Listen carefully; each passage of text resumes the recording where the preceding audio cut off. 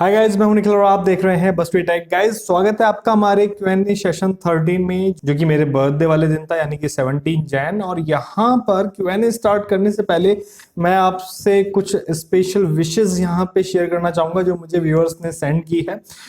एक तो है हमारे परमप्रीत सिंह, जिन्होंने हमें पाइथन में पाइगेम मॉड्यूल का यूज करके उन्होंने हमें विशेस सेंड की, जिसको मैं आप लोगों से शेयर जरूर करना चाहूंगा, जिसको आप यहाँ पर मैं आपको चैट में दिखा देता हूँ। इंस्टाग्राम पर मेरी बात हो जाती है काफी सारे व्यूअर्स से, तो यहाँ पे आप देख सकते हैं इस तरीके से उन्होंने मुझे क्लिप सेंड की। पाइथन में पाइगेम मॉड्यूल का यूज करके उन्होंने इस प्रोजेक्ट को क्रिएट करा है, और यहाँ पे विद साउंड उन्होंने इस प्रोजेक्ट को क्रिएट करा है, जहाँ पर हैप्पी बर्थडे निखिल सर यहाँ पे लिखा आ रहा है। तो thank you so much Parampreet.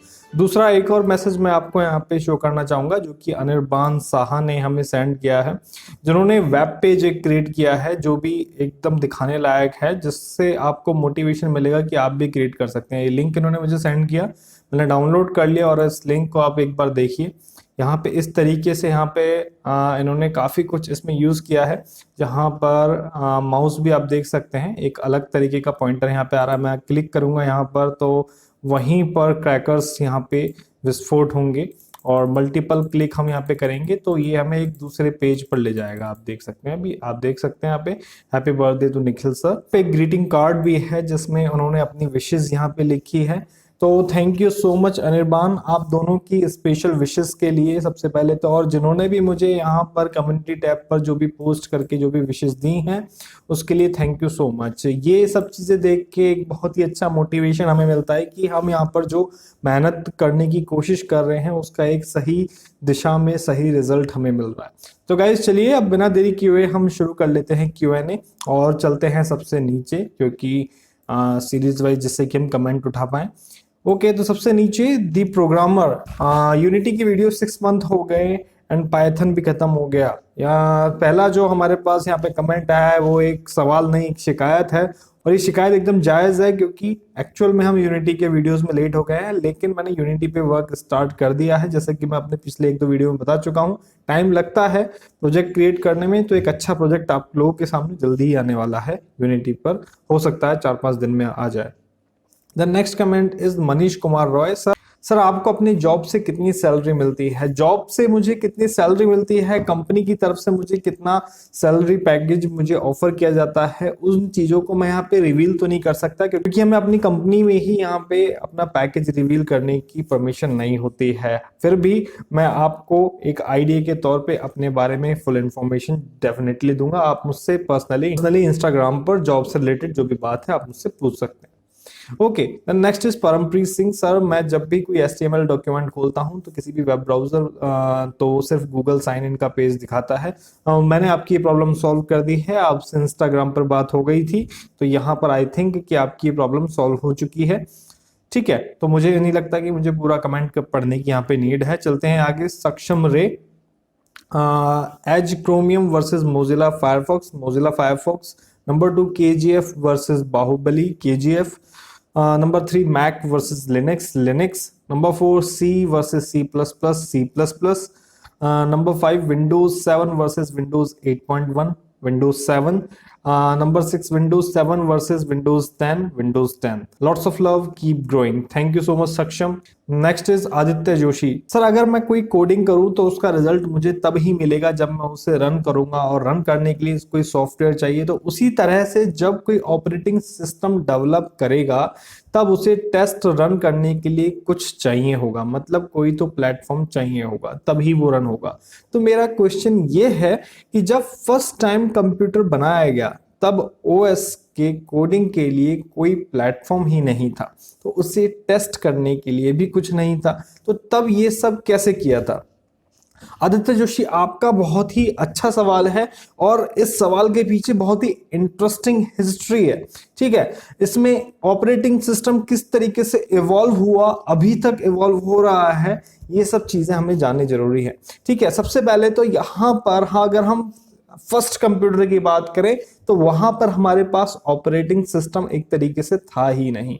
एक मैकेनिकल कंप्यूटर के फादर जो कि चार्ल्स बैबेज को माना जाता है, ठीक है, उन्होंने एक मैकेनिकल कंप्यूटर क्रिएट किया था, एक बहुत बड़ी मशीन जो इस तरीके की नजर आएगी, ठीक है, इस तरीके की मशीन उन्होंने क्रिएट करी थी जो सिर्फ कैलकुलेशन पर्पस से काम आती थी, यानी कि नंबर्स को जोड़ना, किसी भी नंबर्स के डिफरेंस को निकालना, सिर्फ इस पर्पस से काम आती थी, जो एक हार्ड कॉपी में रिजल्ट हमें देती थी। फिर धीरे धीरे कंप्यूटर का इवोल्यूशन हुआ, धीरे धीरे हमें अपनी नीड के अकॉर्डिंग जिन जिन चीजों की जरूरत पड़ी, मेमोरी की जरूरत पड़ी, तो मेमोरी भी इवॉल्व हुआ। अगर आप मेमोरी के इवोल्यूशन के बारे में पढ़ेंगे तो हम पहले वैक्यूम ट्यूब्स यूज करते थे, एक कमरे, एक बस जितनी एक हार्ड डिस्क, एक कंप्यूटर होता था जिनका हम यूज करते थे। तो ये एक पूरा इवोल्यूशन पर्पस है, जिस तरीके से हमें चीजों की नीड पड़ी हम उसके हिसाब से उनको डेवलप करते चले गए। ये एक बहुत ही इंटरेस्टिंग टॉपिक है, मैं आपको शॉर्ट में इसको समझाकर यहाँ पर फिनिश नहीं करना चाहता। पूरा मैं आपको चार्ल्स बेबिज से भी पहले कंप्यूटर वर्ड कब कहाँ फर्स्ट टाइम यूज हुआ से लेके आज तक की पूरा इवोल्यूशन समझाना चाहूंगा, और एक नए वीडियो के साथ। तो एक बहुत ही अच्छा टॉपिक आपने मुझे दिया है, जो कि इस पर मैं डेफिनेटली एक बहुत ही इंटरेस्टिंग वीडियो आप लोगों के साथ शेयर करूंगा। ठीक है, तो आप उसके लिए वेट कीजिएगा, लेकिन अभी के लिए आप ये ध्यान रखिए कि कंप्यूटर के जो फादर हैं वो चार्ल्स बेबेज हैं, और कंप्यूटर जैसा आज आप देखते हैं वैसा बिल्कुल नहीं था। एक मैकेनिकल कंप्यूटर वहां पर उन्होंने डेवलप किया था। Okay, then next is Poonam Goyal. जैसे हम पीसी में ड्राइव्स की मदद से हर एक फाइल को एक्सेस कर सकते हैं, वैसे ही हम फोन में कैसे हर फाइल को एक्सेस कर सकते हैं और डिलीट या फिर फाइल का कुछ कर सकते हैं। बिल्कुल आप कर सकते हैं। वैसे तो अगर आपको प्रॉपर तरीके से अपने मोबाइल की हर फाइल को एक्सेस करना है तो आपको अपने फोन को रूट करना पड़ेगा। अदरवाइज आपके अपने फोन के लिए कुछ फाइल एक्सप्लोरर आते हैं, ES फाइल एक्सप्लोरर जैसे कुछ एप्लीकेशन मिल जाएगी, आप उनको इंस्टॉल करेंगे तो आप अपने फोन के ऑपरेटिंग सिस्टम की वैसी फाइल्स देख पाएंगे जो आपको नॉर्मल तरीके से नजर नहीं आती है। Okay, next is Mohan Singh. Sir, बिना एंटीवायरस के वायरस को सर्च कर सकते हैं क्या पीसी में और डिलीट भी हो जाए कंप्लीटली? पॉसिबल है, लेकिन ये हर किसी के लिए पॉसिबल नहीं है। ठीक है, वायरस आप सर्च कर सकते हैं ओनली तब जब आपको पता हो कि कौन सा वायरस आपके सिस्टम में है। वायरस किसी भी तरीके का हो सकता है, किसी भी एक्सटेंशन का हो सकता है, किसी भी तरीके का वायरस आपके सिस्टम में हो सकता है। तो अगर आपको पता है तो आप उसको सर्च कर सकते हैं। डिलीट कर सकते हैं नहीं है तो उसके लिए भी एक अलग अलग प्रोसेस है। हर वायरस सेम सिंपल शिफ्ट और डिलीट कमांड से आपका हर वायरस डिलीट नहीं होगा। कुछ वायरस के लिए हमें अलग प्रोसेस यूज करने पड़ते हैं डिलीट करने के लिए। कुछ वायरस बिल्कुल ही डिलीट नहीं होते तो उनको हमें क्वारंटीन करना पड़ता है। ठीक है, यानी कि उनको निष्क्रिय करना पड़ता है जिससे कि उनका इफेक्ट खत्म हो जाए। जस्ट वो अपने सिस्टम में रह सकते हैं लेकिन उनका इफेक्ट खत्म हो जाए। तो इस तरीके से वायरसेस को टैकल किया जाता है। तो इसके लिए हमें सभी वायरसेस की नीड होना जरूरी है, हमें इस चीज की नॉलेज होना जरूरी है कि सराउंडिंग्स में यानी कि डिजिटल वर्ल्ड में कौन कौन से वायरसेस एक्टिव हैं और कौन कौन से वायरसेस डिलीट हो चुके हैं, क्योंकि कोई भी वायरस वापस से एक्टिव हो सकता है। तो जो एंटीवायरस हैं वो एक तरीके से इसी मेथड पे वर्क करते हैं कि उनके पास कंप्लीट लाइब्रेरी होती है कि कौन कौन से वायरसेस हैं, फिर उन पर अटैक करके पर्टिकुलर एक्सटेंशन को वो डिलीट कर देते हैं या फिर निष्क्रिय कर देते हैं, क्वारंटीन कर देते हैं। ठीक है, तो ये एक प्रॉपर फंडा है। बाकी आप किस तरीके से किसी वायरस को सर्च कर सकते हैं, एक एंटीवायरस ऐप हमने भी क्रिएट करी है, उस पर मैंने आपको बताया हुआ है थोड़ा सा फंडा, किस तरीके से एक एंटीवायरस क्रिएट किया जाता है और किस तरीके से वो पर्टिकुलर फाइल को फाइंड करके उसको डिलीट कर सकता है। Okay, the next is Rishi Banota. Windows 10 versus Windows 7 which is better? देखिए, दोनों का ही अपना अलग अलग सीन है। हालांकि विंडोज 7 लास्ट ईयर जनवरी में रोल आउट हो चुकी है, यानी कि माइक्रोसॉफ्ट की तरफ से आपको कोई अपडेट्स नहीं मिलेंगे। अपडेट्स नहीं मिलेंगे तो दैट मीन कि विंडोज 7 आपके लिए सिक्योर नहीं है। हालांकि अगर आपको अच्छा लगता है यूज करने में तो आप यूज कर सकते हैं अपने घरेलू पर्पस के लिए। प्रोफेशनल पर्पस के लिए आपके पास लगातार अपडेट्स आने जरूरी हैं। आपको ये पता रहना जरूरी है कि विंडोज की तरफ से यानी कि माइक्रोसॉफ्ट की तरफ से आपको क्या क्या फैसिलिटी प्रोवाइड की जा रही है, क्या क्या नए नए फीचर्स प्रोवाइड किए जा रहे हैं। अदरवाइज आप घरेलू पर्पस से, स्टडी पर्पस से यूज करें तो विंडोज 7 में भी कोई दिक्कत नहीं है। हाँ, बस सिक्योर नहीं है, आपकी फाइल सिक्योर नहीं है, वायरस अटैक आप पर जल्दी हो सकते हैं। ठीक है, तो पर्सनली अगर मैं अपने इंटरेस्ट की बात करूं तो विंडोज 7 पर्सनली मुझे एक अच्छा ऑपरेटिंग सिस्टम लगता है जिसको हम बहुत तरीके से कस्टमाइज भी कर पाते हैं। और विंडोज 10 की बात करें तो हमें समय के साथ चलना चाहिए, तो विंडोज 10 पर भी हमें वर्क आना चाहिए अच्छी तरीके से। Next is Aditya Joshi.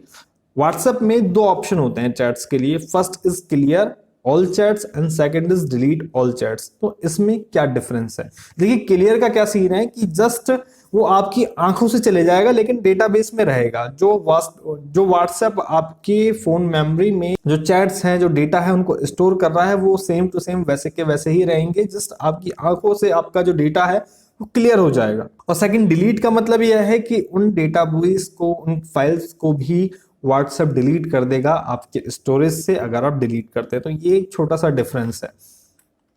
Next is Kevin अभिषेक। मैं अपनी ड्रीम गर्ल बिंदु स्मिता का दिल कैसे हैक करूं? प्लीज सर आप हैकिंग ट्रिक्स बताओ। देखो दिल हैक करने की कोई हैकिंग ट्रिक नहीं है। अपने आप को इस काबिल बनाओ कि आपको हैक करने की जरूरत ही ना पड़े।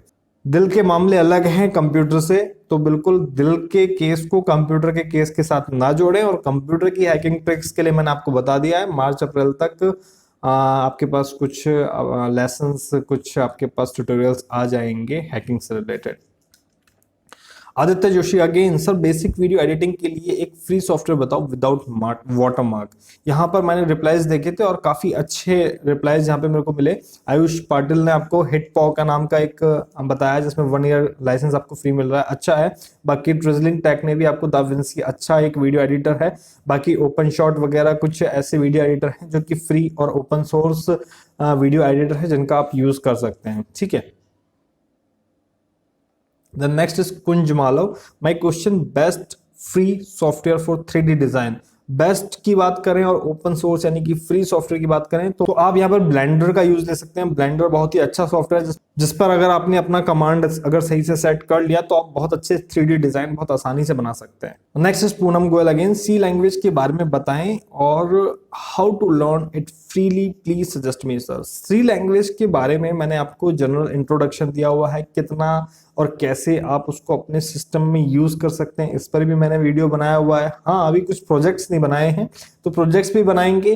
फ्रीली आप यूज कर सकते हैं। बहुत सारी वेबसाइट्स यहाँ पर अवेलेबल हैं जो आपको फ्री ट्यूटोरियल प्रोवाइड करती हैं। कुछ चैनल्स भी हैं जो सी लैंग्वेज पर आप वहां पर ट्यूटोरियल देख सकते हैं। मेरे को जब टाइम मिलेगा मैं तब बना दूंगा, अदरवाइज आप उनकी हेल्प ले सकते हैं, कोई दिक्कत नहीं है, ठीक है। आप वेबसाइट विजिट करें, किस तरीके से रन करना है उसके लिए मैंने आपके लिए एक वीडियो बना रखा है। और क्या होता है सी लैंग्वेज, कहाँ कहाँ पर यूज होता है, इन पर भी मैंने आपको जानकारी यहाँ पर दी हुई है। नेक्स्ट इज ट्रिजलिंग टैग अगेन, बहुत सारे सवाल इन्होंने अपनी सवालों की पूरी लाइन लगा दी है, 13 सवाल हैं इनके। चलिए पढ़ते हैं। नंबर 1, सर मैं व्हाट्सएप जैसा एक चैटिंग एंड्रॉइड एप्लीकेशन बनाना चाहता हूं जिसमें कि व्हाट्सएप की तरह फुल सिक्योरिटी दे सकूं, व्हाट्सएप की तरह ही end to end encryption and interface भी एक चैटिंग ऐप जैसा बना सकूं। सर ऐसा व्हाट्सएप जैसा चैटिंग एंड्रॉइड एप्लीकेशन फ्री में डेवलप करना पॉसिबल है? सर आप ऐसा व्हाट्सएप जैसा एंड्रॉइड ऐप डेवलपमेंट का वीडियो बनाएं प्लीज। देखिए यहाँ पे व्हाट्सएप जैसे चैटिंग ऐप के लिए सबसे पहले मैं बता दूं, क्योंकि एक ये बहुत बड़े सर्वर को मिलियंस बिलियंस यूजर को हैंडल कर रहा है, तो ये फ्री में तो पॉसिबल है ही नहीं।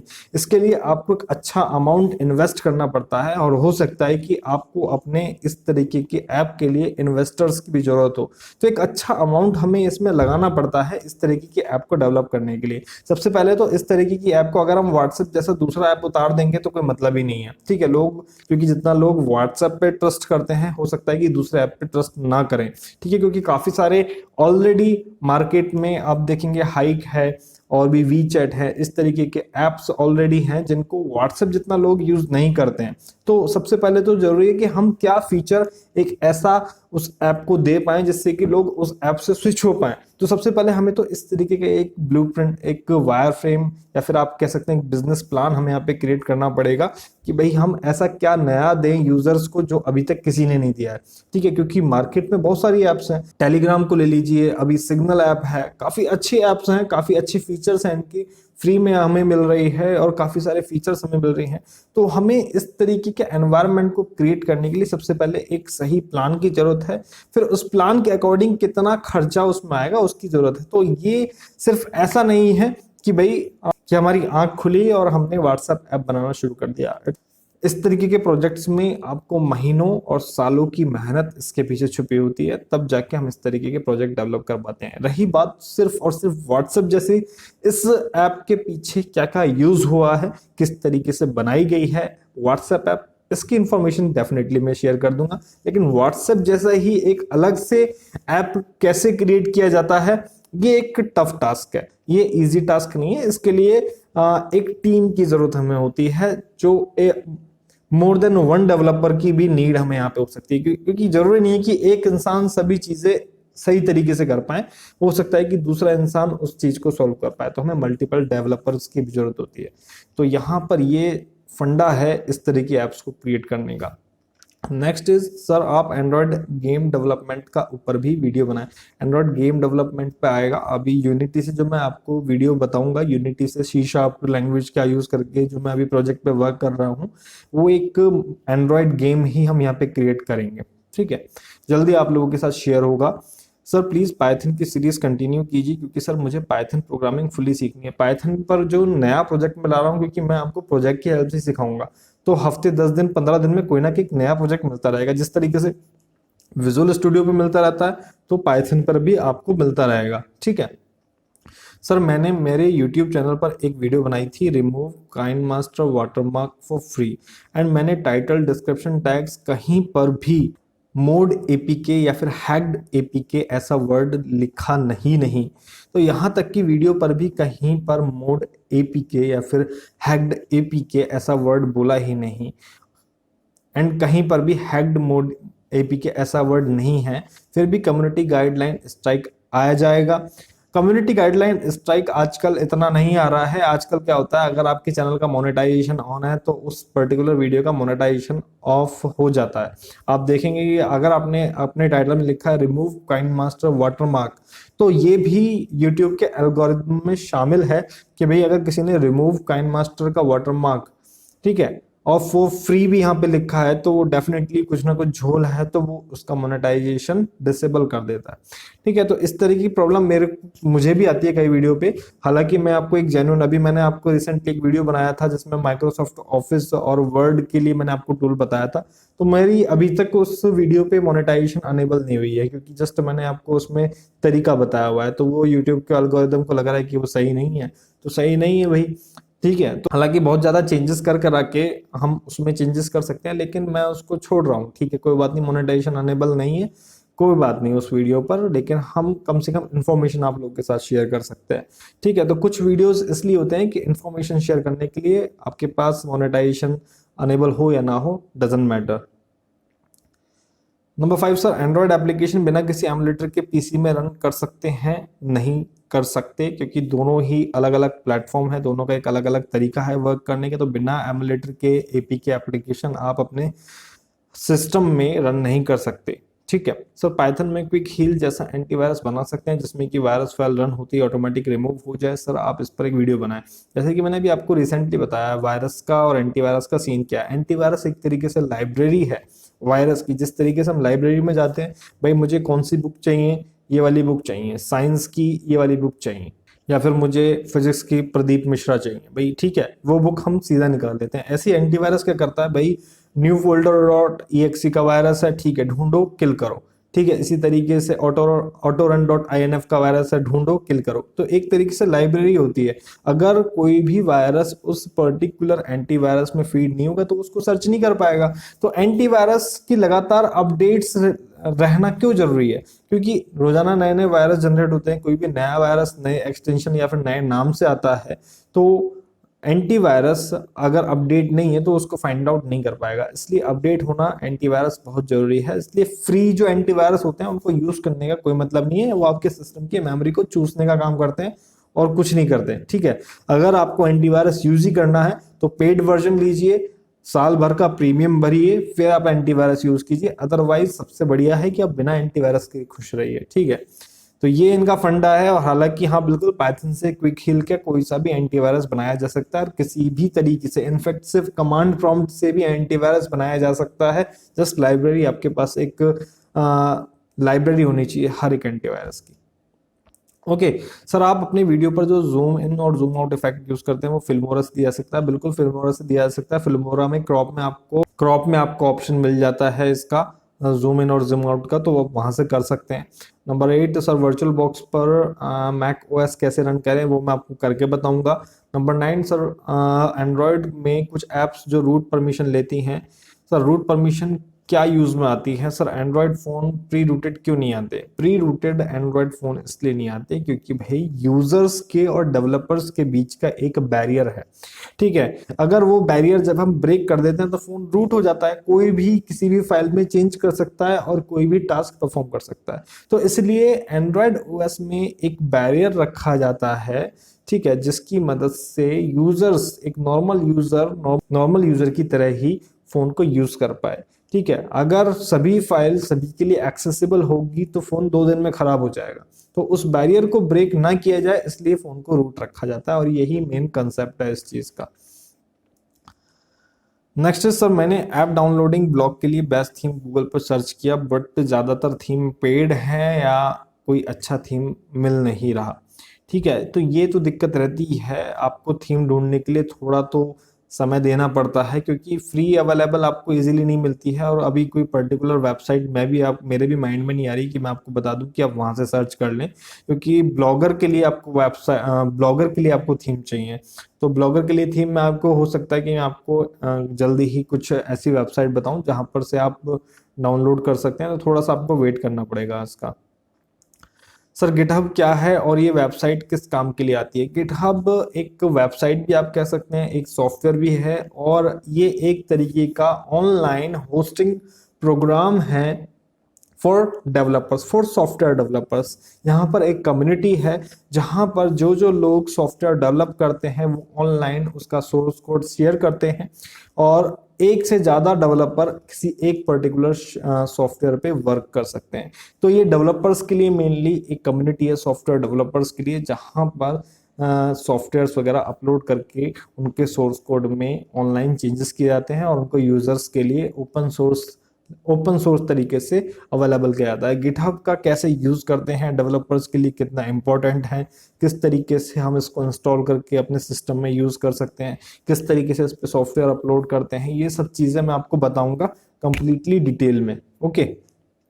नंबर 12 सर, मैं मेरे पीसी में एक 240 जीबी का एसएसडी लगाना चाहता हूं बट एक दिक्कत है, मेरे पीसी के एसएमपीएस पर 2 ही साटा पावर केबल, दोनों में ही एक में हार्ड डिस्क लगा है और एक में डीवीडी ड्राइव लगा है। तो एसएसडी कैसे लगाऊं? तो इसके लिए एक स्प्लिटर आ जाएगा, एक केबल आ जाएगी, एक कनेक्टर आ जाएगा। जो इसमें एक में सिंपल आपके पास हार्ड डिस्क है तो आप उसमें एक में लगाएंगे तो वो एक तरफ से 2 निकले हुए आपको मिलेंगे। तो एक स्प्लिटर आपको मिल जाएगा जिसको आप लगा सकते हैं हार्ड डिस्क वाले में, तो 1 से 2 में फिर आप लगा पाएंगे। Okay then next is sir, आप रुद्र को अगले लाइव स्ट्रीम में ले आइए, बिल्कुल लेके आएंगे। ओके सर, इतने ही क्वेश्चन है। By the way sir, your videos are really जबरदस्त, thank you so much Anirban. ये ट्रेजलिंग टैग वही है जिन्होंने अभी वेब पेज क्रिएट किया। Gaurav Joshi, how to merge the size of 2 same size of pen drive? आप किसी भी पेन ड्राइव के साइजेस को आपस में मर्ज नहीं कर सकते, 2 अलग अलग फिजिकल ड्राइव्स हैं तो आप मर्ज नहीं कर सकते, ठीक है। Next is Parampreet Singh sir, MI A3 का न्यू अपडेट रिलीज हुआ है, मुझे रोज अपडेट की नोटिफिकेशन आती है लेकिन मैंने ट्विटर में देखा बहुत सारे लोगों का कहना था कि न्यू अपडेट में दिक्कत है, बहुत लोगों का फोन तो ऑन तक नहीं हो रहा लेकिन 1-2 का सही एंड्रॉयड 11 पे चल रहा है। तो मैं अपडेट कर लूं अपने मोबाइल को या नहीं? मुझे यही डर है कि मेरा फोन खराब ना हो जाए। अभी आपको इतनी जल्दी अपडेट करने की जरूरत नहीं है, इस पर मैंने कुछ न्यूज़ेस पढ़ी थी और आपके कमेंट के बाद भी और रिसर्च करने की कोशिश की तो MI ने जो अपडेट्स हैं उनको रोक दिया था बीच में। तो थोड़ा सा और टाइम लीजिए, इतनी जल्दी नहीं है अपडेट करने की, थोड़ा सा 10-15 दिन और लीजिए जब तक एक स्टेबल अपडेट्स ना आ जाए। ऐसा कई बार होता है कि स्टेबल अपडेट्स नहीं आ पाते और आपके फ़ोन में थोड़े से इश्यूज आने लग जाते हैं। तो जरूरी नहीं है कि आप अभी अपडेट करें, थोड़ा टाइम आप वेट कर लीजिए, फिर उसके बाद जब एक स्टेबल अपडेट आ जाएगा फिर उसके बाद आप अपडेट कर लीजिएगा। तो ऐसी प्रॉब्लम आ जाती है, किसी भी फ़ोन के साथ आ जाती है। Next is Imtiaz Untoo, hello sir, how are you? Videos आपकी बहुत अच्छी होती है, thank you. How to install Mac OS on Windows PC? Sir थोड़ा डिटेल में बोलना। डिटेल में मैं आपको इसमें कई बार बता चुका हूँ। मैक ओएस अगर आपको विंडोज पीसी में इंस्टॉल करना है, सबसे पहली बात तो माइंड में ध्यान रखने वाली यह है कि इसकी कोई श्योरिटी नहीं है कि ये वर्क करेगा या नहीं करेगा। नंबर 2, कुछ केसेस में वर्क करता है, उसमें आपकी हार्ड डिस्क एकदम फ्रेश होनी चाहिए, उसमें पहले कोई भी ओएस इंस्टॉल नहीं होना चाहिए। अगर आपका हार्डवेयर और अगर आपका हार्डवेयर और मैक ओएस दोनों आपस में एक एक दूसरे के साथ मैच कर जाते हैं, सिस्टम रिक्वायरमेंट को फुलफिल कर लेते हैं, तो 1% पॉसिबिलिटीज बनते हैं कि मैक ओएस को हम विंडोज पीसी पे चला पाते हैं। काफी टाइम हो गया इस चीज को ट्राई किए हुए, इसलिए इस चीज की श्योरिटी मैं आप लोगों से नहीं कहूंगा, क्योंकि प्रैक्टिकली जब तक मैं इसको टेस्ट नहीं कर लूंगा तब तक मैं आप लोगों के साथ शेयर भी नहीं कर सकता। ठीक है, तो इसलिए मैं आपको कह रहा हूं कि 1% ही श्योरिटी है इसकी, अदरवाइज जो भी चीजें मैंने आपको कही वो चीजें फुलफिल होनी चाहिए। Next is how to root a mobile phone. Sir थोड़ा डिटेल में बताएं। किसी भी फोन को रूट करने का प्रोसेस अलग अलग हो सकता है उसकी कंपनी के हिसाब से। कुछ फोन्स तो ऐसे होते हैं उनका सिक्योरिटी लेवल इतना वीक होता है कि वो सिंपल किसी भी ऐप लाइक किंग रूट जैसी ऐप का अगर आपने नाम सुना हो तो उससे भी वो फोन्स रूट हो जाते हैं। लेकिन कुछ फोन जरूरी नहीं कि वो रूट हो पाए। तो सब फोन का अपना अलग अलग मेथड होता है। डिटेल में मैं आपको एक वीडियो के माध्यम से बताऊंगा, क्योंकि जब तक प्रैक्टिकल नहीं है तब तक सिर्फ थ्योरी बताने का कोई मतलब नहीं है। ठीक है, तो मैं आपको जो भी इंफॉर्मेशन है डिटेल में एक प्रैक्टिकली आपको रूट करके आपको बताऊंगा। हालांकि मैं ये रिकमेंड करता हूं कि अगर आपके पास फोन है वर्किंग कंडीशन में है तो आप उसको रूट ना करें, लेकिन फिर भी एक्सपेरिमेंट आप करना चाहते हैं तो रूट फोन की हमें जरूरत है, तो रूट करना बताएंगे लेकिन प्रैक्टिकल वे में। Number 3, sir please make some tutorial on how to use Mac OS please. Mac OS अभी मेरे पास है नहीं, ना ही मैं यूज कर पा रहा हूं, तो मैं आपको ट्यूटोरियल कैसे बताऊं। लेकिन फिर भी अगर मेरे पास मैक ओएस का कोई भी डिवाइस अगर अभी भी आता है तो मैं आपको कुछ ट्यूटोरियल डेफिनेटली बताऊंगा। मुझे लगता है कि आप मैक ओएस यूज कर रहे हैं इसलिए मैक ओएस की तरफ आपका ज्यादा झुकाव है। Sir which one is easier to use, Windows और मैक ओएस? मैक ओएस और विंडोज कोई सा भी आप यूज कीजिए, इनफैक्ट आप लिनक्स को भी आप ऑप्शन में रखें, तो जिस पर आप ज्यादा समय देंगे वही आपको इजी लगने लगेगा। हालांकि विंडोज एक ऐसा ऑपरेटिंग सिस्टम है क्योंकि इसका यूजर बेस ज्यादा है, यूजर सबसे ज्यादा है, तो इसको इस हिसाब से बनाया गया है कि इसको कोई भी यूजर आसानी से यूज कर पाए। ठीक है, the next is number 5, sir virtual box पर मैक ओएस कैसे रन करें? वर्चुअल बॉक्स पर कैसे रन करते हैं वो मैं आपको बता दूंगा, अगले आने वाले 2-4 वीडियो में आपके पास वीडियो आ जाएगा। सर प्लीज प्लीज प्लीज अपना सेटअप टूर कोई का वीडियो बनाएं। बहुत बार बोल चुका हूं, सेटअप टूर के अंदर आपको क्या क्या चीजें इंक्लूडेड चाहिए आप मुझे बताएं, मैं आपको बता दूंगा, क्योंकि सेटअप जो मेरे पास है मैं उसका पिक्चर आप लोग के साथ शेयर कर चुका हूं। और एक्चुअल में कहूं तो मुझे सेटअप टूर बनाना भी नहीं आता। आप लोग क्या क्या जानना चाहते हैं मेरे सेटअप टूर के बारे में आप मुझे बताएं, जिसके हिसाब से मैं आपको इंफॉर्मेशन शेयर कर पाऊं। ठीक है, then next is sir how to assemble a PC. PC को असेंबल करने के लिए आपको जितने भी हार्डवेयर हैं, रेस्पेक्टिव हार्डवेयर हैं, उनकी जरूरत है। चाहे वो मदरबोर्ड हो, हार्ड डिस्क हो, रैम हो, मॉनिटर हो, ये जब चीजें हैं उन सबको जब हम आपस में कनेक्ट कर लेते हैं तो हमारा पीसी असेंबल हो जाता है। जस्ट हमें इसकी नॉलेज होनी चाहिए कि कौन सा हार्डवेयर किस चीज को सपोर्ट करेगा, इस चीज की हमें नॉलेज होनी चाहिए। और इस चीज की नॉलेज मैं आपको एक कंप्लीट पीसी असेंबल करके दूंगा, क्योंकि बहुत जल्द मैं अपना एक नया पीसी असेंबल करने वाला हूं। तो क्या क्या पार्ट्स मैं मंगवाऊंगा, उसके क्या क्या चीजें मैं यूज करूंगा उसको असेंबल करने के लिए, आपको हर एक इंफॉर्मेशन उस वीडियो में मिलेगी। हालांकि इसमें टाइम लग सकता है, महीना 1.5 महीने का, लेकिन आपको इंफॉर्मेशन पूरी मिलेगी। देन नेक्स्ट इज 8, सर मैं मेरे पीसी में 240 जीबी का एसएसडी लगाना चाहता हूं, बट एक दिक्कत है कि रिसेंटली आई थिंक मैंने एक क्वेश्चन पढ़ा है, अनिर्बान ने पूछा है, आपका भी अगर सेम क्वेश्चन है तो स्प्लिटर आता है इसका, इस तरीके की इमेज आप देख लीजिए, इस तरीके का इमेज आप लगा सकते हैं।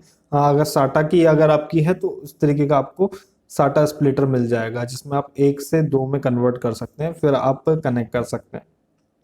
Sir how to type fast in keyboard, practice कीजिए, आप बिना देखे चैटिंग कीजिए ऑनलाइन अपने दोस्तों के साथ अपने कीबोर्ड को यूज करके, या फिर टेस्ट दीजिए ऑनलाइन, तो आपकी अपने आप प्रैक्टिस हो जाएगी, अपने आप आपकी उंगलियां भागने लगेगी कीबोर्ड पे।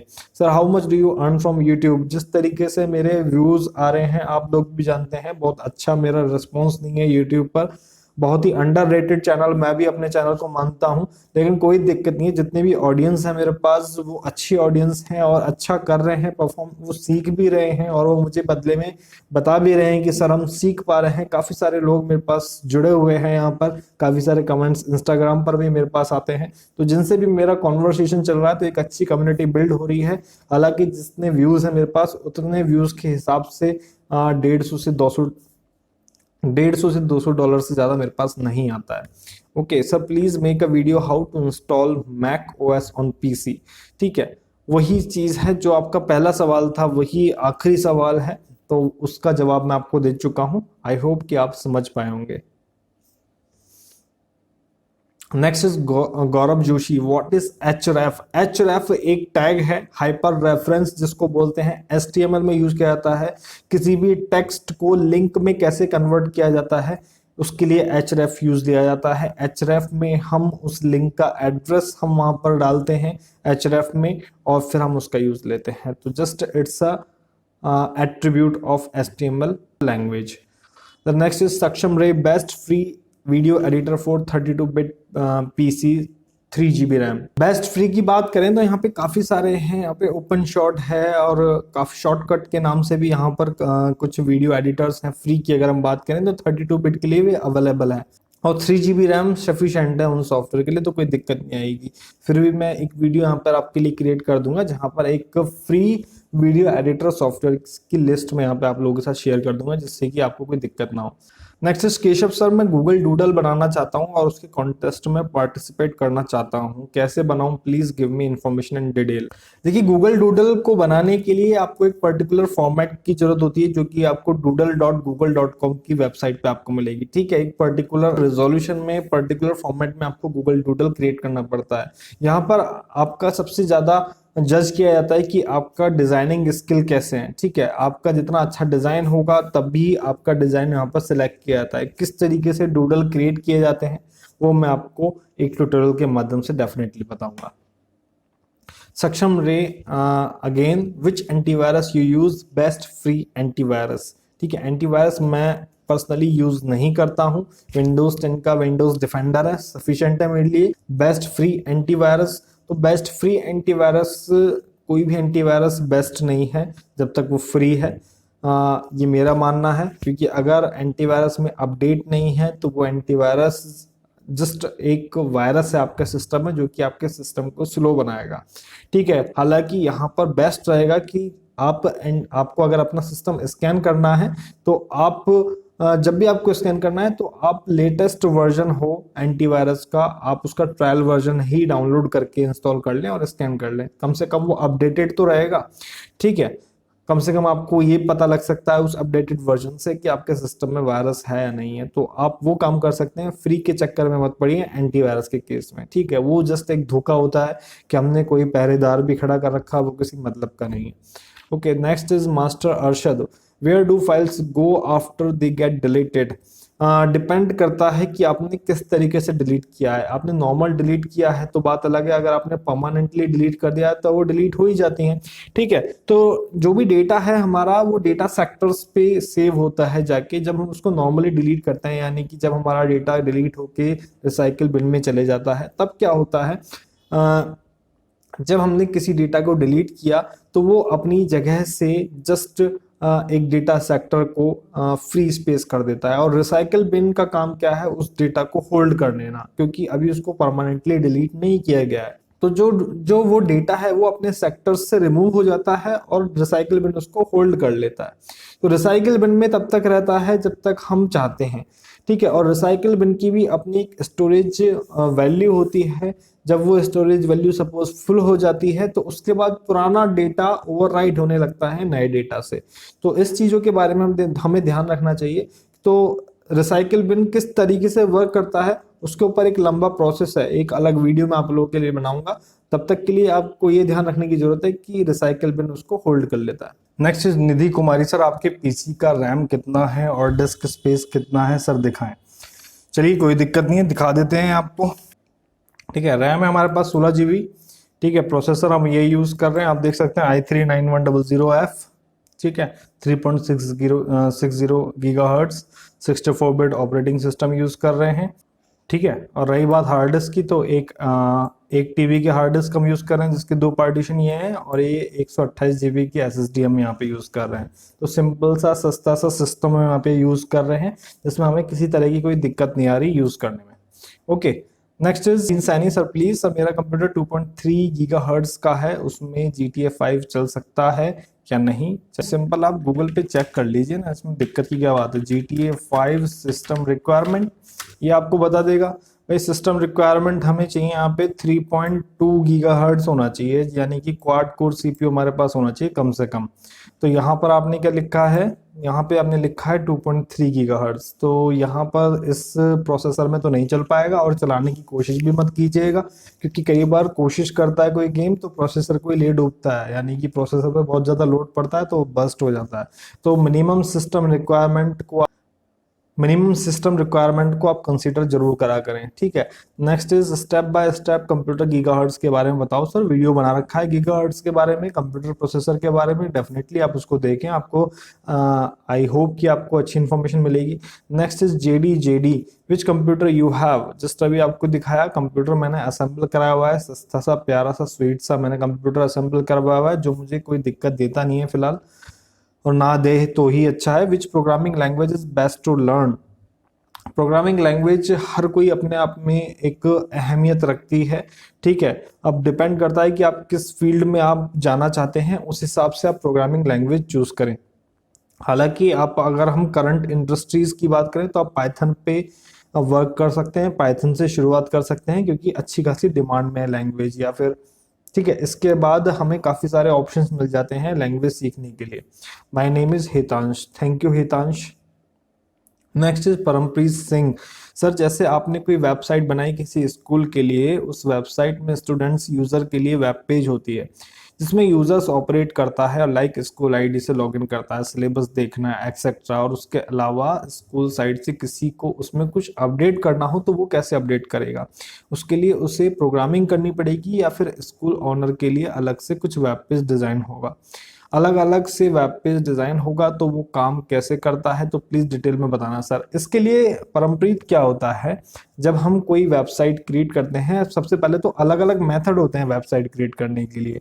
अगर हमने खुद एक पर्टिकुलर हर एक वेब पेज खुद क्रिएट करा है और वेबसाइट को स्ट्रक्चर दिया है, ठीक है, तो अगर सपोज मैंने किसी वेबसाइट को स्ट्रक्चर दिया है अलग अलग फ्रेम का यूज करके, तो मैं उस वेबसाइट का डेवलपर हूं, तो मैं जानता हूं कि मुझे उस वेबसाइट पर कहां पर क्या चेंजेस करने, ठीक है। जब हम किसी वेबसाइट को यूज करते हैं, डोमेन परचेज करते हैं, होस्टिंग परचेज करते हैं, ठीक है, तो होस्टिंग की तरफ से हमें एक सी पैनल प्रोवाइड किया जाता है जिसमें हम जो भी चेंजेस हैं वहां पर ही करते हैं, जहां पर हमारी सारी फाइल्स स्टोर होती है वहीं पर हम चेंजेस करते हैं। अब सपोज इंडेक्स की फाइल में हमें चेंजेस करने हैं तो हम उस फाइल में चेंजेस कर सकते हैं जो कि यूजर्स को एक्चुअल में शो होगा, ठीक है। तो वो जो सी पैनल है उसका जो एक्सेस है वो डेवलपर के पास ही होता है, या फिर जिसकी वेबसाइट है उसके पास ही होता है। ये तो रही बात कि अगर आपने खुद ने एक एक पेज डिजाइन किया है। अब रही बात वर्डप्रेस जैसी वेबसाइट की, अगर सपोज किसी कॉलेज की वर्डप्रेस जैसी वेबसाइट है तो उसमें वर्चुअल एडिटर जैसी फैसिलिटी भी आपको मिलती है, जिसमें आपको बहुत ज्यादा प्रोग्रामिंग करने की जरूरत नहीं पड़ती है, जस्ट आप ब्लॉक्स टाइप वहां पे यूज कर सकते हैं, ठीक है। लाइक विजेट्स के बारे में आपने सुना होगा, तो जस्ट विजेट्स टाइप आप यूज कर सकते हैं, कहाँ पर आपको क्या लगाना है, या फिर कोई नया टेक्स्ट बॉक्स लगाना है और उसमें कुछ इन्फॉर्मेशन देनी है तो उसकी कोडिंग ऑटोमेटिकली हो जाती है, और उन विजेट्स को हम डायरेक्टली अपने अकॉर्डिंगली कहीं पर भी प्लेस कर पाते हैं। तो ठीक है, तो ये एक डेवलपर साइड का काम हो गया कि भैया मैंने को यहाँ पे एक नया सेशन स्टार्ट हो रहा है तो मैंने एक नया बॉक्स बना के यहाँ पे नई चीज अपडेट कर दी और उसको सेव कर दिया, तो वो जो यूजर्स हैं उनको अपडेटेड वेबसाइट वहां पर शो होती है। तो ये सी पैनल का काम होता है, जो भी हमारी फाइल्स वहां पर स्टोर होती है उसका काम होता है, ठीक है। बाकी इसका प्रैक्टिकल तरीके से यूज मैं आपको बता दूंगा वर्डप्रेस पे, क्योंकि मेरी भी वेबसाइट है तो मैं उसका आपको एक डेमो एकदम क्रिएट करके बता दूंगा, और किस तरीके से अगर आपने एक एक पेज डिजाइन किया हो तो उसका भी मैं आपको डेमो क्रिएट करके बता दूंगा। नेक्स्ट इज अनिकेत सर जी, क्या हम अपने नॉर्मल फोन को स्टॉक एंड्रॉयड में बदल सकते हैं, यदि हाँ तो फिर कैसे? बिल्कुल बदल सकते हैं, और आजकल तो अगर आपको स्टॉक एंड्रॉयड एक्सपीरियंस लेना है तो इसके लिए तो एप्लीकेशन भी अवेलेबल है। आप उन एप्लीकेशन को डाउनलोड करेंगे, इंस्टॉल करेंगे, आप अपने फ़ोन को एक नॉर्मल स्टॉक एंड्रॉयड का जो व्यू है आप उसमें एक्सपीरियंस कर सकते हैं। और बाकी फिर दूसरा तरीका है वो तो फिर आपको कस्टम रोम वगैरह इंस्टॉल करके फिर आपको प्रोसेस करना पड़ेगा। Okay then next is Kuldeep Soliya, आप एनी डेस्क के ऐप सपोर्ट करेंगे? आपका कॉन्टैक्ट आप का कांटेक्ट कैसे करेंगे। आप मुझसे टीम व्यूअर पे कांटेक्ट कर सकते हैं, एनीडेस्क मैं यूज नहीं करता हूँ। टीम व्यूअर मैं अपने सभी व्यूअर्स को कहना चाहूंगा, अगर आपको किसी तरह की ट्रबल शूटिंग करवानी है या फिर आपको कोई दिक्कत आ रही है, मुझसे कनेक्ट करना चाहते हैं, काफी सारे व्यूअर्स मुझसे टीम व्यूअर पे कनेक्ट करते हैं, आप टीम व्यूअर का यूज कर सकते हैं। जस्ट अपने सिस्टम में डाउनलोड कीजिए उसको, आपको इंस्टॉल करने की भी जरूरत नहीं है। वहां पर एक ऑप्शन आता है ओनली रन का, आप रन करके भी डायरेक्ट कनेक्ट कर सकते हैं। यूजर आईडी पासवर्ड आएगा उसमें, वो यूजर आईडी पासवर्ड आप मेरे साथ शेयर कीजिए और जस्ट मैं उसको अपने टीम व्यूअर में एंटर करके आप लोगों से कनेक्ट कर सकता हूँ, रिमोटली चेक कर सकता हूँ आपको दिक्कत क्या आ रही है। Next is Samran Sheikh, mobile का डेटा रिकवरी करना हो तो उसके लिए क्या ऑप्शन है और मोबाइल सॉफ्टवेयर डालना है तो उसके लिए क्या प्रोसेस है। मोबाइल का डेटा रिकवरी पर हम वर्क कर रहे हैं, मैं कमांड टूल पे वर्क कर रहा हूं, जिससे कि जिस तरीके से हमने अपने पीसी की डेटा रिकवरी में सक्सेस हासिल की एक टूल का यूज करके, इसी तरीके से मैं चाहता हूं कि मोबाइल से भी हम इजीली डेटा रिकवर कर ले बिना रूट किए। तो एक अच्छे तरीके की तलाश में हूं जो मैं आप लोगों के साथ शेयर कर पाऊं जल्द ही। और बाकी अभी मैं जो भी तरीका बताऊंगा वो कोई ना कोई पेड ऐप होगी जिसमें आप 100 MB 200 MB तक का रिकवरी कर सकते हैं, ज्यादा रिकवरी नहीं कर पाएंगे।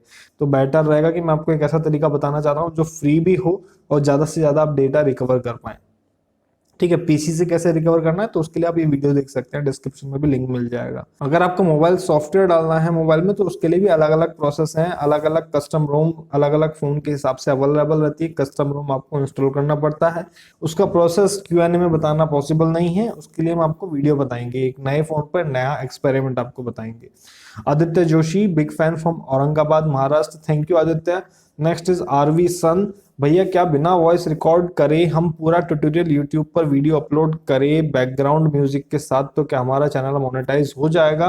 90% चांस इज देयर कि मोनेटाइज हो जाएगा, लेकिन फिर भी मैं आपको यही सजेस्ट करूंगा, अगर आप अपना मेहनत करने के बारे में सोच रहे हैं तो मेहनत आप सही दिशा में सही तरीके से करें, मेहनत वेस्ट ना जाए इस तरीके से करें।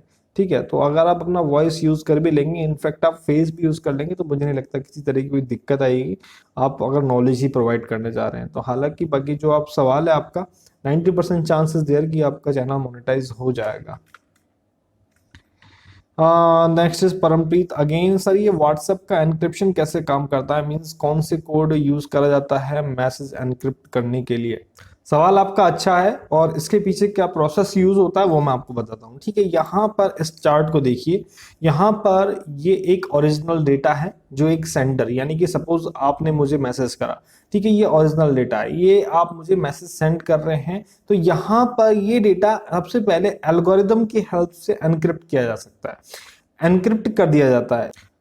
इसमें जो डेटा एनक्रिप्ट किया जाता है जिस भी एल्गोरिदम की हेल्प से किया जाता है उसमें हम प्रोटोकॉल का यूज लेते हैं। ठीक है, उस प्रोटोकॉल का काम क्या होता है, जो भी मैसेज आपने सेंड किया उसको एक पब्लिक की हेल्प से एनक्रिप्ट कर दिया, यानी कि वो पब्लिक के लिए एनक्रिप्ट हो चुका है, जस्ट उसका सेंडर ही उस मैसेज को जानता है।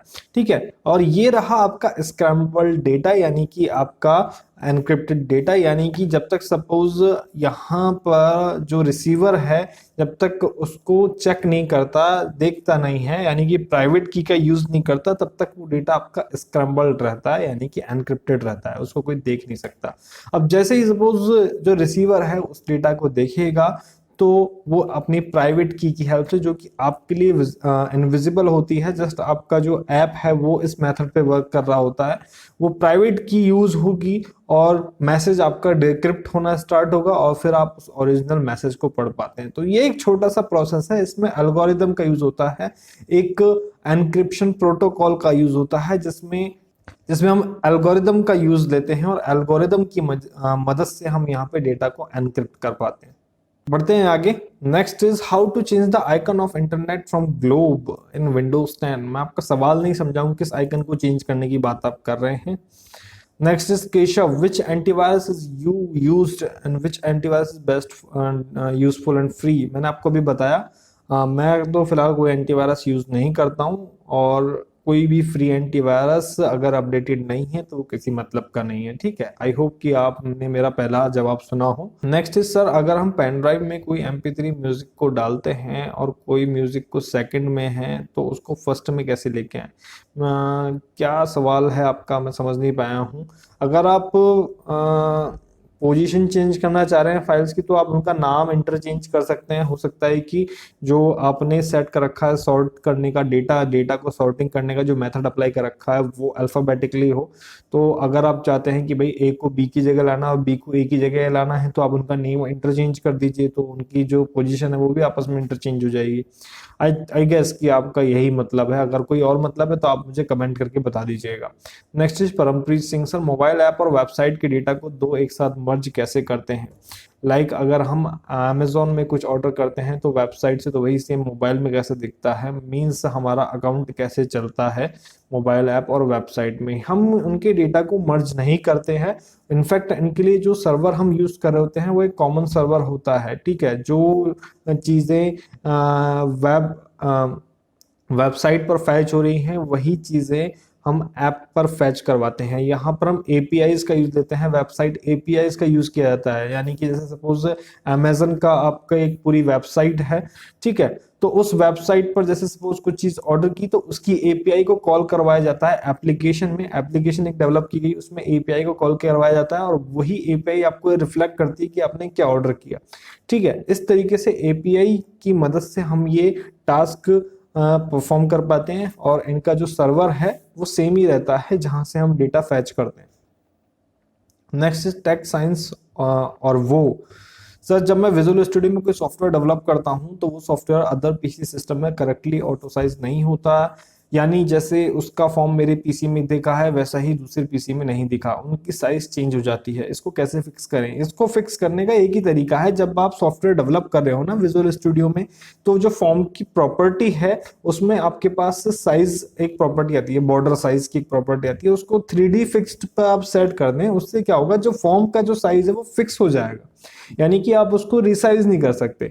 तो वो वहां से प्रॉपर्टी आपको सेट करनी पड़ेगी, जिससे कि जब भी आपका फॉर्म ओपन हो, चाहे आपके पीसी में चाहे किसी भी पीसी में, तो एक पर्टिकुलर साइज में ही वो ओपन हो। तो आप फॉर्म की सभी प्रॉपर्टीज को चेक कीजिए, जो जो आपको नीड हो वो आप वहां से चेंज कर सकते हैं। Next is Mohan Singh sir, link पर बिना क्लिक किए हाउ कैन फाइंड आउट कि वो लिंक हार्मफुल है या safe? I think it's a very important for everyone. बिल्कुल, बहुत ही ज्यादा इंपॉर्टेंट सवाल है आपका, और ये बहुत ही आसान है इस चीज को जानना।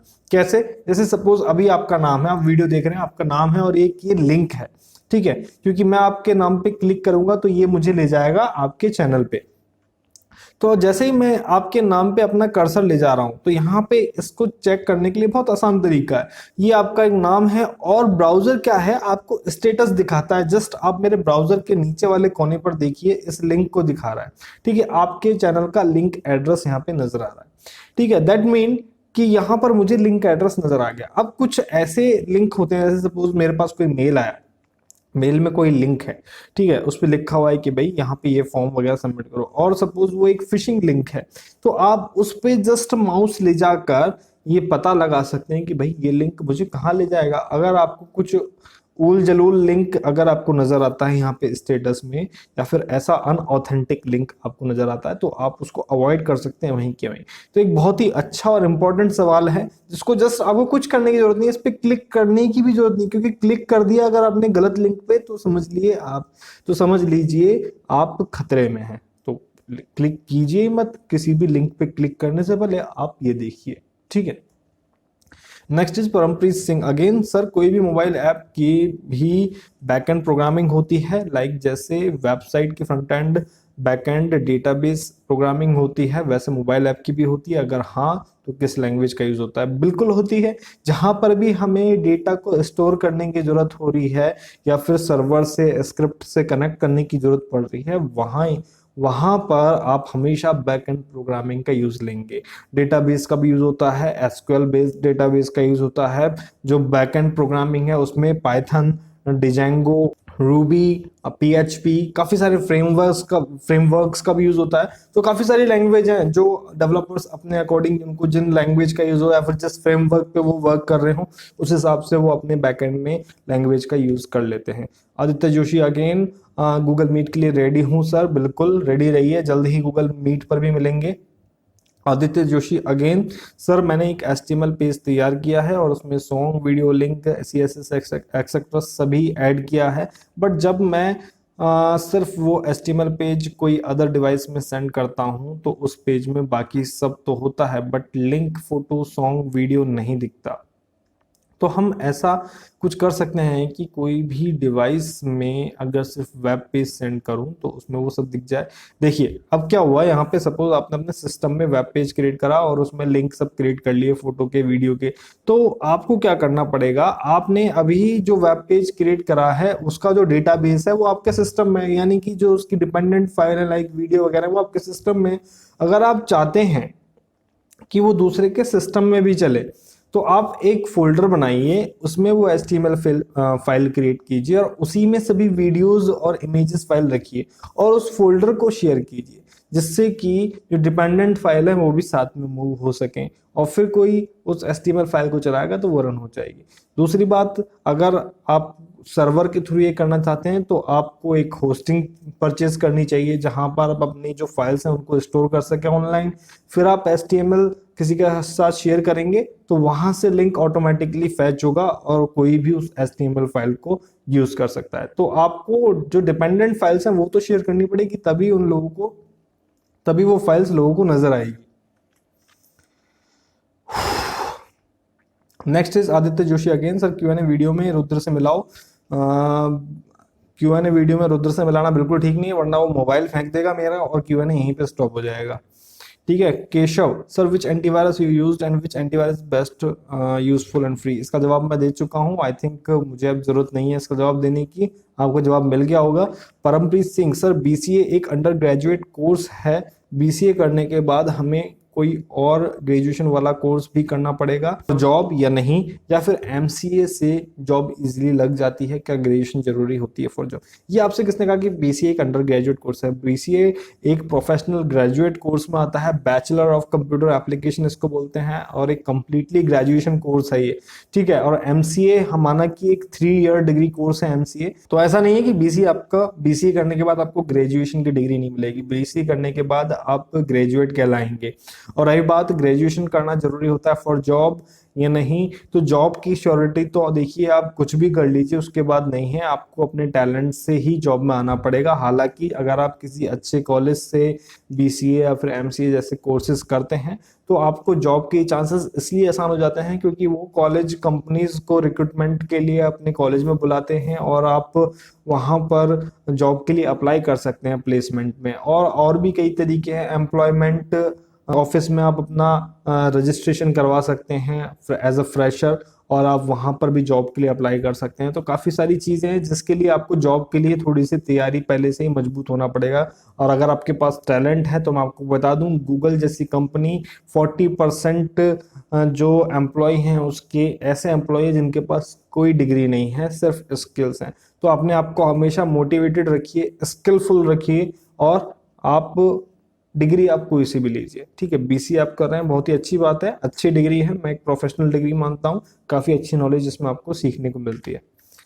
Okay, then next is Parampreet Singh, sir JavaScript में फ्रेमवर्क का क्या काम होता है? किसी भी लैंग्वेज में फ्रेमवर्क जस्ट उस प्रोग्रामिंग लैंग्वेज की फाउंडेशन के रूप में वर्क करता है, यानी कि जस्ट लाइब्रेरी प्रोवाइड करवाता है, और हर लैंग्वेज के लिए एक फ्रेमवर्क अवेलेबल है यहाँ पर। अगर आप जावास्क्रिप्ट यानी कि जावास्क्रिप्ट फ्रेमवर्क का यूज ले रहे हैं तो जावास्क्रिप्ट के लिए जितनी भी लाइब्रेरीज अवेलेबल करवानी है तो वो फ्रेमवर्क काम करवाएगा आपका। ठीक है। तो फ्रेमवर्क एक तरीके से फाउंडेशन होता है किसी भी लैंग्वेज के लिए, जो कि एक इम्पॉर्टेंट पार्ट है, जो कि आपके लिए आसानी कर देता है किसी प्रोग्रामिंग का यूज करने में। अनलिमिटेड ज्ञान, सर क्या आप मीटअप रखेंगे? मीटअप रखेंगे बिल्कुल, अगर हमें लोग बुलाएंगे और हमसे मिलना चाहेंगे तो डेफिनेटली हम उनसे मिलना चाहेंगे। कुलदीप सोलिया, drive sharing using network not a folder sharing. Okay, folder sharing पर तो मैंने वीडियो बना दिया है, ड्राइव शेयरिंग पर भी जल्दी वीडियो बना देंगे। Ayush Patil, yes create it now, यानी कि कार्तिक, सर कैसे हो आप? सर मैं आपसे रिक्वेस्ट करना चाहता हूँ कि प्लीज आप एक वीडियो बनाएं how to make chat app के ऊपर विजुअल स्टूडियो पर लॉगिन के साथ। चैट ऐप बना देंगे विजुअल स्टूडियो पर, एक बेसिक ऐप आपको क्रिएट करके बता देंगे। मनीष कुमार रॉय, सर HTML में कितने टैग हैं और कितने एट्रीब्यूट्स हैं? एट्रीब्यूट्स का तो नहीं पता, लेकिन टैग 100 से 150 के समथिंग टैग्स हैं जिनका आप यूज कर सकते हैं। और ये सभी टैग्स आप W3 स्कूल जैसी वेबसाइट में बहुत आसानी से सीख सकते हैं। इन वेबसाइट का आप यूज लीजिए, फ्री में कंटेंट आपको प्रोवाइड कर रही है, और कोई हेल्प चाहिए तो आप मुझसे बात कीजिए। कुलदीप सोलिया, विंडोज 7 में सर्विस पैक कैसे डाउनलोड करें? विंडोज 7 और विंडोज 7 के सभी सर्विस पैक आप कैसे डाउनलोड कर सकते हैं, मैंने वीडियो बनाया भी रिसेंटली, आप उसका यूज लीजिए और कोई भी वर्जन आप यूज कर पाएंगे, डाउनलोड कर पाएंगे विंडोज 7 का। Next is Aditya Joshi, LattePanda and Raspberry Pi के बारे में कुछ बताओ। रास्पबेरी पाई और लेट पांडा के बीच में जस्ट मैं आपको इतना बता देता हूं कि ये एक स्मॉल साइज कंप्यूटर है फॉर बेसिक यूजर, ठीक है। आपने एटीएम कार्ड तो देखा ही होगा, एटीएम कार्ड के साइज का आपको यहाँ पे कंप्यूटर मिल जाता है, जिससे आप नॉर्मल वर्ड प्रोसेसिंग जैसे टास्क आप कर सकते हैं डायरेक्ट टीवी से या फिर किसी भी मॉनिटर से कनेक्ट करके। बाकी चीजें आपको रास्पबेरी पाई एक प्रैक्टिकल वीडियो करके बताएंगे, ठीक है। लेट पांडा और रास्पबेरी पाई लगभग सेम से हैं। रास्पबेरी पाई की बात करें तो यूके की कंपनी है, लेट पांडा चाइनीज कंपनी है। लेट पांडा थोड़ा अपग्रेडेड वर्जन है लेकिन महंगा है, लेकिन रास्पबेरी पाई को लोग ज्यादा प्रेफर करते हैं। ओके, सुभाष बसक, दादा MPG 570 gaming motherboard BIOS update कैसे करें, ट्यूटोरियल दीजिए। जब मेरे पास ये वाला बोर्ड ही नहीं है तो मैं कैसे आपको ट्यूटोरियल दे सकता हूँ। इसके लिए बेटर रहेगा कि कोई ऑथेंटिक अगर आपको वीडियो मिल जाए तो आप उसको फॉलो कर लीजिए, क्योंकि मेरे पास अगर ये बोर्ड नहीं है और कुछ बोर्ड और आजकल जो अपग्रेडेड बोर्ड आ रहे हैं सबका बायोस अपडेट करने का प्रोसीजर अलग है, तो मैं आपको ये रिकमेंड करूंगा, क्योंकि मेरे पास बोर्ड नहीं है ये वाला तो मैं अपग्रेड करके आपको नहीं बता पाऊंगा, प्रॉपर नॉलेज नहीं दे पाऊंगा। Next is Manmohan Sharma, hello भैया कैसे हैं आप? भैया आप एथिकल हैकिंग का कोर्स कब से शुरू करोगे एंड एंड्रॉयड डेवलपर का कोर्स के बारे में कुछ बताएं। एंड्रॉयड डेवलपर पर कुछ मैंने आपको पहले ही बता रखा है और कुछ वीडियोस कुछ एप्लीकेशन आपको क्रिएट करके बता रखी है। और रही बात एथिकल हैकिंग की, तो मार्च अप्रैल तक मैंने आपको बताया इसका कोर्स आएगा मेरा। Gaurav Joshi, how to make any software portable. अच्छा क्वेश्चन है, किसी भी सॉफ्टवेयर को पोर्टेबल कैसे बनाएं इसके बारे में बेसिक इन्फॉर्मेशन मैं आपको देता हूं। जैसे सपोज आपने कोई सॉफ्टवेयर अपने सिस्टम में इंस्टॉल किया, उसकी फाइल्स जो हैं, कुछ फाइल्स प्रोग्राम फाइल्स में जाती हैं, कुछ फाइल रजिस्ट्री में रजिस्टर हो जाती हैं, कुछ फाइल ऐप डेटा में जाती हैं। उन सभी फाइल्स के बेस्ड पर वो सॉफ्टवेयर वर्क करता है, ठीक है। अब अगर वो सभी फाइल्स आप एक साथ रख पाए किसी भी तरीके से, तो वो सॉफ्टवेयर आपका पोर्टेबल हो सकता है। अब कैसे रखना है वही टास्क है सबसे, हर सॉफ्टवेयर का अपना एक अलग मेथड होता है स्टोर होने का, और वही हमें यहाँ पर ढूंढना होता है। हर एक सॉफ्टवेयर की कहानी अलग है। Okay, next is Chaitanya Warulkar, sir मेरी एक रिक्वेस्ट है आपसे, एक व्हाट्सएप जैसी एप्लीकेशन क्रिएट करें। व्हाट्सएप जैसी एप्लीकेशन के बारे में मैंने जैसे कि भी आपको बताया, क्रिएट करना में क्या क्या हर्डल्स है हमारे सामने, और व्हाट्सएप को कैसे क्रिएट किया गया है वो मैं आपको डेफिनेटली बता सकता हूँ। Manish Kumar Roy, sir cache memory क्या होती है? कैशे मेमोरी एक फास्टेस्ट मेमोरी में काउंट की जाती है। ये कैसी मेमोरी है, जैसे सपोज जब भी किसी क्वेरी को आप बार बार सर्च करेंगे या फिर रिक्वेस्ट करेंगे, तो वो जो आपकी रिक्वेस्ट है वो कैशे मेमोरी में सेव हो जाती है। रैम और रोम के बीच की ये मेमोरी कहलाई जाती है, ठीक है। तो जब आप किसी क्वेरी को सर्च कर रहे हैं, बार बार उसको सर्च कर रहे हैं, तो कैशे को पता चल जाता है कि भाई ये क्वेरी ज्यादा सर्च हो रही है, इसको स्टोर कर लो। फिर नेक्स्ट टाइम क्या होगा, आपको उस क्वेरी को सर्च करने में इतना टाइम नहीं लगेगा, कैशे से फटाफट से वो क्वेरी मिल जाएगी और आपको रिजल्ट मिल जाएगा। तो कैशे मेमोरी वो होती है। Parampreet Singh, sir Chrome extension कैसे बनाया जाता है? Means which coding language used, how it published in Chrome web store.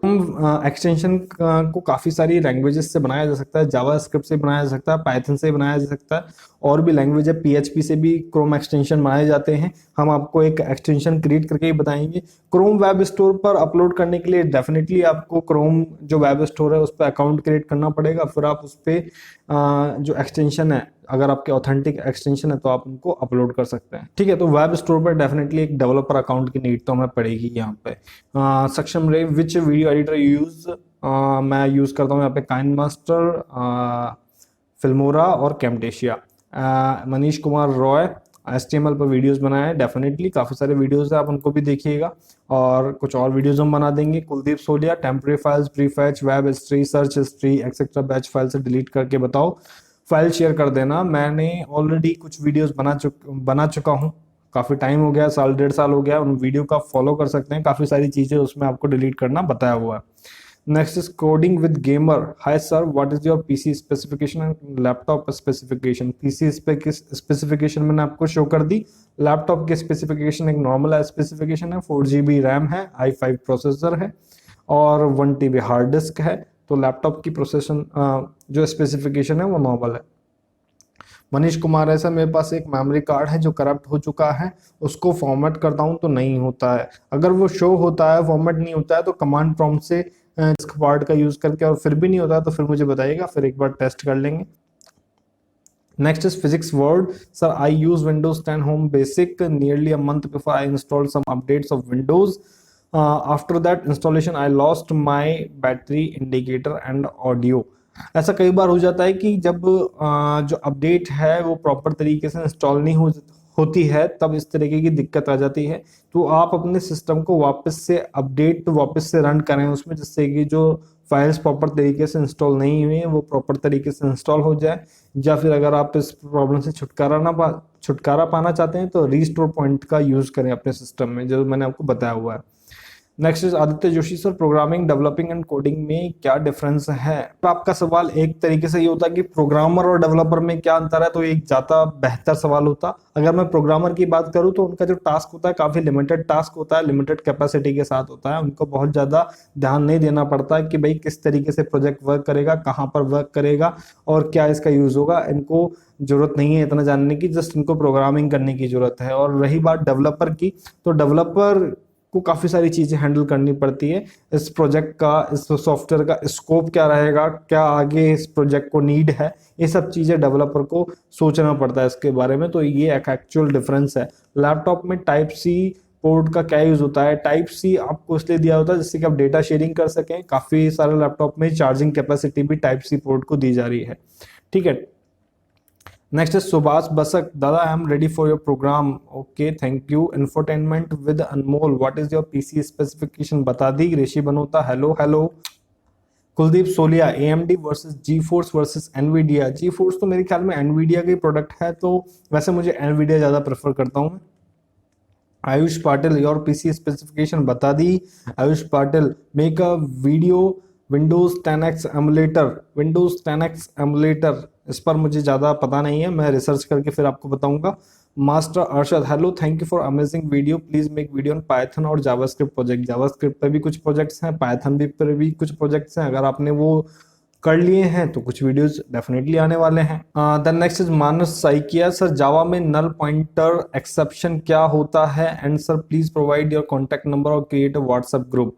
मैं जल्दी ही ग्रुप क्रिएट करने की कोशिश करूंगा। नल पॉइंटर एक्सेप्शन, हम एक्सेप्शन का यूज वहां पर लेते हैं जहां पर हमें एरर से बचना होता है। जावा में हम नल पॉइंटर एक्सेप्शन का यूज तब लेते हैं जब हमें किसी एप्लीकेशन के थ्रू ऑब्जेक्ट रेफरेंस को कॉल करवाना हो जिसकी वैल्यू नल हो, तब हम यहाँ पर इस पॉइंटर एक्सेप्शन का यूज लेते हैं। ठीक है, then next is rocking Raj cool, what is your earning in month? मैंने आपको बता दिया इसका जवाब। आप उससे इंस्टा पर इस विषय पर चर्चा कर सकते हैं, जॉब से रिलेटेड। ठीक है, next is Vipul Kumar, sir please suggest a method to remove DJVU ransomware and decrypt files with. देखिए, डिक्रिप्ट रैंसमवेयर की समस्या यही है कि इसको रिमूव करना बहुत ही आसान नहीं है, और रैंसमवेयर से बचने के लिए जरूरी है कि आप जो भी सर्फिंग कर रहे हैं, ब्राउजिंग कर रहे हैं, ध्यान से करें। ठीक है, क्योंकि इसमें आपका डेटा पूरा एनक्रिप्ट कर दिया जाता है और डिक्रिप्ट भी आप नहीं कर पाते।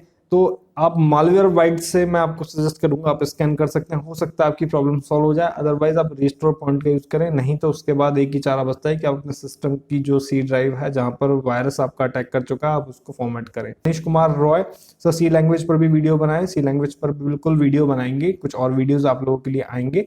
ओके, जय Kumar Jain, sir which video editor you use, please बता देना। बिल्कुल बता देंगे, इसमें क्या शक है, कई बार बताया है। काइंड मास्टर का भी कई बार यूज कर लेता हूँ, हालांकि ये जो वीडियो अभी आप देखेंगे ये मैंने एडिट किया है फिल्मोरा से।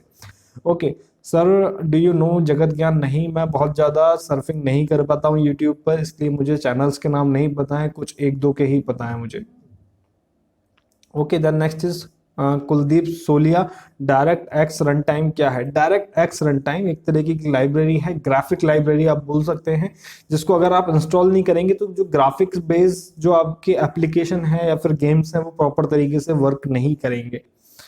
Okay, then next is Tangsel, sir please tell me in your Q&A video that my laptop while I turning it on it flashing a non HP battery detected whether this is about a virus or due to damage of battery, whereas I had not changed my laptop battery. HP के laptops में ये problem कई बार देखी जाती है। Virus का इसमें scene नहीं है, इसमें कई बार सीन होता है कि जो आपके लैपटॉप का जो फर्मवेयर है वो करप्ट हो गया। हाँ, ये हो सकता है कि वायरस की वजह से करप्ट हो गया है, लेकिन फर्मवेयर जब आउटडेटेड हो जाता है या फिर करप्ट हो जाता है तब आपको ये दिक्कत आती है। तो आपको अपने जो लैपटॉप है उसका बायोस का जो फर्मवेयर है उसको अपडेट या फिर अपग्रेड करवाना पड़ेगा, तब आपकी ये प्रॉब्लम सॉल्व हो पाएगी। Then next is Rocking Raj Cool. When you start to learn programming and what is your work in real life? Programming सीखना मैंने स्टार्ट किया था 11th क्लास से मैंने स्टार्ट किया था, ठीक है, और VB.net से ही हमने शुरुआत करी थी। Next is Satvik Mittal. Sir, I installed Ubuntu in old iMac by wiping whole Mac OS X and now it is showing failed to load mock list RT error on boot. How can I resolve it? Mac के बारे में अभी जो error आ रहे हैं वो उसका जवाब मैं आपको नहीं दे पाऊंगा क्योंकि मुझे एक बार टेस्ट करना पड़ेगा। मैं आपकी इस क्वेरी को नोट कर लेता हूँ, फिर अगर पॉसिबल हुआ तो मैं आपको आपके इस कमेंट पर रिप्लाई कर दूंगा या फिर वीडियो पर आप मुझे एक बार कमेंट कर दीजिएगा, वहां पर मैं रिप्लाई कर दूंगा। कैन आई इंस्टॉल विंडोज 7 और iMac 9.1 with 4 GB RAM and Intel dual core 2.66 GHz? ये जरूरी नहीं है कि आप विंडोज को अपने मैक का हार्डवेयर पर इंस्टॉल कर पाएं क्योंकि मैक का जो हार्डवेयर है वो विंडोज ऑपरेटिंग सिस्टम के लिए नहीं बनाया जाता है। आप हालांकि आप वर्चुअल एनवायरनमेंट का, वर्चुअल मशीन का यूज करके आप विंडोज को मैक पर यूज कर पाते हैं। Manu Yadav BM, sir how to create any PHP script? PHP script के लिए हमें अलग से PHP टैग का यूज लेना होता है। सर्वर साइड स्क्रिप्ट है इसलिए सर्वर ही इसको रीड कर पाता है। अगर आपको PHP स्क्रिप्ट अपने सिस्टम में चलानी है तो XAMPP सर्वर का आप यूज ले सकते हैं, जिसका यूज कैसे करना है वो मैं आपको वीडियो के थ्रू बताऊंगा, तो आपको जल्दी ही इस पर वीडियो मिलेगा। Harsh Rajput, sir how much you earn from YouTube? Depend on views, कितने व्यूज हमें मिल रहे हैं, यहाँ पे कितने हिट्स हमारे पास आ रहे हैं, उस पर अर्निंग डिपेंड करती है हमारी। हालांकि अभी हमारे जो व्यूज आते हैं पोस्ट करने वाले वो व्यूज नहीं है, तो बहुत ज़्यादा अच्छी अर्निंग हम नहीं कर पाते हैं। जस्ट आप लोगों के साथ यहाँ पे इन्फॉर्मेशन शेयर करने की कोशिश कर रहे हैं। Next is Rishi Banota, make a tutorial on Unity mobile game making. Unity पर प्रोजेक्ट चल रहा है मैंने जैसे कि बताया, तो आपको मिल जाएगा यहाँ पे। Kuldeep Soliya, how to disable Google Earth Pro auto update? Disable करने के लिए आपको रजिस्ट्री से गूगल एप्लीकेशन की रजिस्ट्री से डिसेबल करना पड़ेगा और ऐप डेटा में आपको एक गूगल नाम का फोल्डर मिलेगा जहां से आप उसको डिलीट कर देंगे तो अपडेट नहीं होगा। लेकिन ऐसा करने से क्या होगा, आपके जो गूगल क्रेम है उसकी अपडेट भी रुक जाएगी। तो इसके लिए प्रॉपर अगर कोई तरीका होगा तो वो मैं आपसे डिस्कस कर लूंगा, लेकिन अभी जो मैंने आपको बताया वो आप यहाँ पे यूज कर सकते हैं। टास्क स्केड्यूलर का यूज करके भी हम इसकी अपडेट को रोक सकते हैं, ठीक है। Next is Jaikumar Jain, and what are your PC specification, which antivirus you use? PC specification मैंने आपको दिखा दी, एंटीवायरस मैं यूज नहीं करता कोई भी, ठीक है। ओके, तो यहाँ पर सभी सवालों के जवाब पूरे होते हैं। 188 कमेंट्स थे, थैंक गॉड पूरे हुए। और आई होप कि जो भी मैंने सवालों के जवाब आप लोगों को दिए हैं आप उनसे संतुष्ट होंगे पूरी तरीके से। और कोई भी दिक्कत परेशानी आती है बेहिचक कभी भी किसी भी टाइम आप मुझे इंस्टा पर मैसेज कीजिए और वहां पर उसका जवाब आप पाइए। हो सकता है कभी टाइम लग जाए, लेकिन कई बार ऐसा भी होता है मैं इंस्टेंट रिप्लाई भी करता हूं। तो जिन जिन को इंस्टेंट रिप्लाई आज तक मिला है मेरे इंस्टा पर, वो मुझे कमेंट करके इस वीडियो पे जरूर बताइएगा।